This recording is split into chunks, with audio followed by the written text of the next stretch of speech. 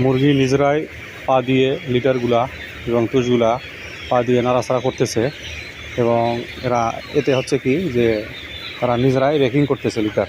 এতে লিটারে কোনো সমস্যা হচ্ছে না এবং লিটার ভিজে যাওয়ার কোনো সম্ভাবনা নাই এবং লিটার ভালো থাকতেছে।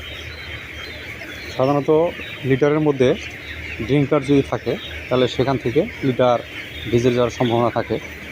আর লিটারের পরিমাণ যদি কম থাকে, তুষের পরিমাণ যদি কম থাকে, সেক্ষেত্রে মুরগির পায়খানার সাথে যে পানিটা আসে সে পানির কারণেও লিটারটা ভিজে যায়।